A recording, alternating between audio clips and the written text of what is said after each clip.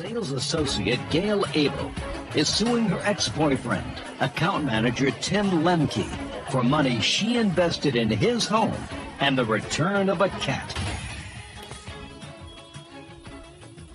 That's case number 1 on the calendar in the matter of Abel versus Lemke. Parties have been sworn in. You may be seated. Ma'am, have a seat, please. Miss Abel, you and Mr. Lemke were dating each other, and according to your complaint, you moved into a home that he purchased, and you paid him during the course of the 6 months that you lived there approximately $9,000. You claim that that was money that you want back now that the relationship is over because that money was really used to defray the cost of his mortgage. Yes. In addition, you claim that he has some personal property that belongs to you and a cat. Mr. Lemke says that the money that you paid to him was rent, that the cat belonged to him, that he had the cat prior to your moving in, and he has none of your personal property. What was the financial arrangement when you moved in, Miss Abel? On May 7th in 2004, we discussed how I could help with expenses. Mr. Lemke brought up the fact that about $1,400 would be fair, and I offered another $100 just to call it an even $1,500 because 2 women, my daughter and myself, were moving in, and there's a lot of blow dryer and hot water used. Okay, in so that you case. agreed to pay him $1,500 a month. Yes, I did. Okay, and? And then about May 24th, after I had moved in, we'd become engaged, we had a discussion concerning my problem with the fact that I'm giving a lot of money to something that I won't get any return on. And why would I want to give $1,500 toward a mortgage that my name was not on? And Mr. Lemke said, well, I've been thinking about that, and here's what I've worked out.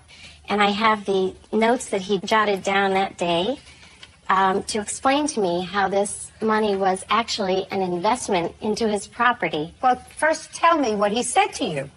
He said that because his home appreciates $54,000 a year, over the past 10 years it had done that because it's lake property, that if you divide that number by 12 months and then again by 2 people, it comes out to about $2,200 a month in equity and investment money. Yes. And that is what he...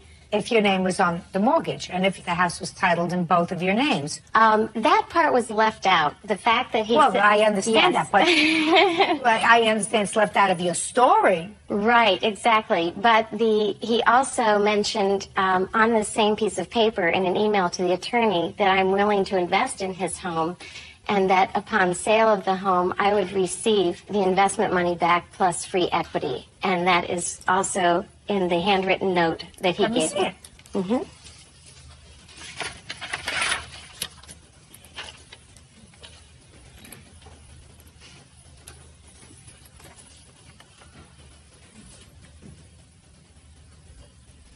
Well, this note discusses a prenuptial agreement that the 2 of you were contemplating. Correct. And what he says is, Gail wants to enhance the aesthetic ambiance of my cabin and is willing to invest in it. Mm-hmm. Any proceeds over $775,000 would be shared in the event of a sale. Are you okay doing a prenup for both of us? Mm-hmm. Okay. Have you sold the cabin? No. Well, your agreement was that when and if the house was sold, you would share in the profits and get your money back. The house hasn't been sold. Mm-hmm. Correct. So you can't change the agreement because you're no longer together. You could have just as easily worked out an agreement where you said, well, that's fine. If the house is sold, I get my money back. And if we don't get married, I get some of my money back. But you didn't do that. So you can get your money back. The house hasn't been sold. That's your agreement. But it was a term of our engagement and marriage as I understood it, that money was investment. You don't make an investment just because you understood it to be an investment. Mm-hmm. So you never came to an agreement with regard to that, according to this.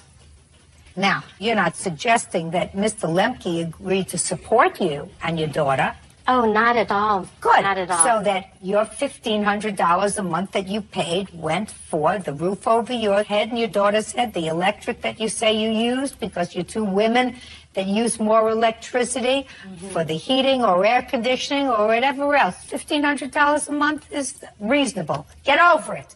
Now let's get to the cat. Did you have the cat before? Gail got the cat on her 40th birthday as a gift to herself. And shortly after I met her, gave me the cat. When? She said, we met February 3rd, and she gave me the cat February 20th. Were you living together at the time? No, she was living in her house. And she gave me the cat because the house was a total mess of animal feces and stink. Whose in house? Her house. Yes. And she had trouble with maintaining all the dogs and the cats in her house. So How many dogs did she have? I'm guessing 5 to 10. Is that how many dogs you had? I'm a breeder, Your Honor, and I had 5 dogs, yes, at the time. How many cats? 2. And I would like to say that my house was not, Okay. as he mentioned. When did you move into his house? May 15th, 2004. All right, so between February and May, the cat was in his house. No, Your Honor, no. I'm sorry. The cat did not leave my home until April. I had not decided to move in with him until April. And at that point, he asked if he could take the cat ahead of time because his daughters would get a kick out of it. Okay. When did you move out of the house?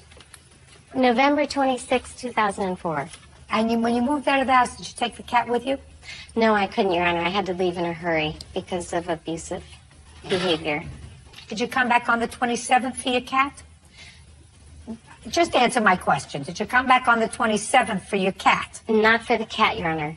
For possessions that I needed, my clothing and that sort of thing that I needed that I could take with me. Good, but you didn't take your cat. No, I could not. Why could not? He had told me that I must leave the dog and the cat there. Fine. Did you come back with the police and say, this is my cat? Yes, I did on February 28th. Too late. Finished. Cat's his. If somebody took my dog, I guarantee you I would be there. I would file a lawsuit, not for my property, but if somebody took my dog and wouldn't let me have my dog, it wouldn't take me from November 26th to February to say, Your Honor, my pet is gone. I had been asking him for the cat over Asking and him over for the again. cat, listen to me, asking him for the cat is not what one does when one is missing one's valued, precious pet. Judge Judy continues in a moment. The property that you claim he has that's yours are a soy sauce bottle, CDs,